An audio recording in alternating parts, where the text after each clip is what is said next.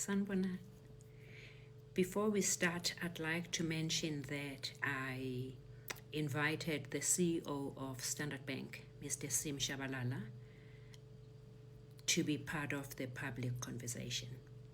In turn, he unleashed the director of the biggest law firm in Africa to threaten me. So I know that they're listening and they're part of the conversation. They're welcome to step in whenever suitable. The fraud.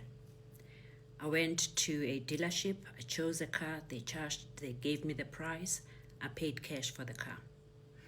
They told me to come 2 days later as they needed to service, register, all of that. And when I went to collect the car, I was sat down and I was told that they decided to send the international payment back for whatever reasons they explained. And their suggestion was that we use local banks to finance the car. But because I'm not domiciled in South Africa, I had to use my foundation as the buyer and then sign as surety. So this was okay. I did that. And a day later, I got an email that Standard Bank has approved the loan. 15th April 2015, I went to collect the car.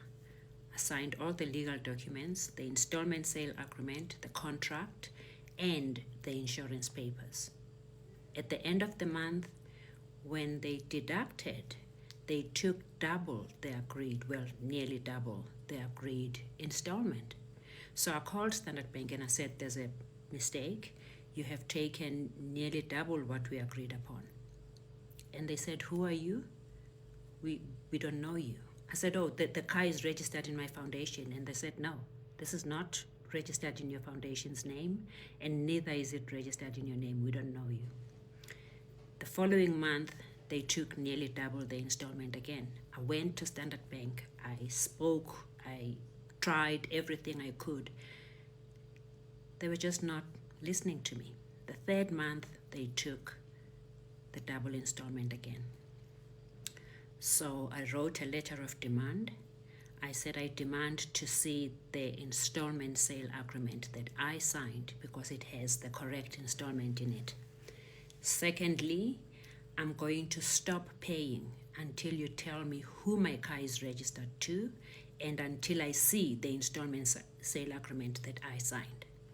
So what I did, I went to the bank, I stopped the payment, I opened a separate escrow account, and I deposited the wrong installment that they were depositing, the double installment.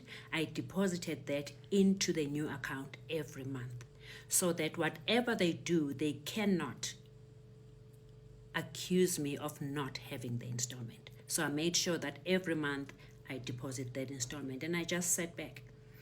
I went to Rosebank Police Station. I got them to sign the odometer of the car, give me an affidavit, and park the car.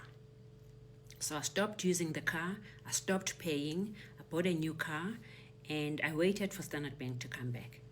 About 3 months later, they wrote a letter, but the letter was registered to my daughter. And in this letter, they were saying, you haven't paid your installments in 3 months.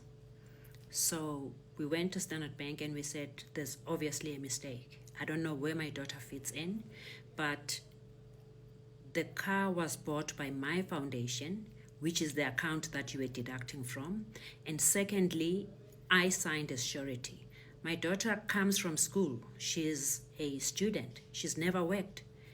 I don't see how the bank could have financed a car worth millions to a child.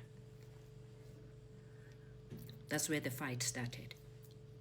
Standard Bank then decided to go to court to go and fight for the return of the car.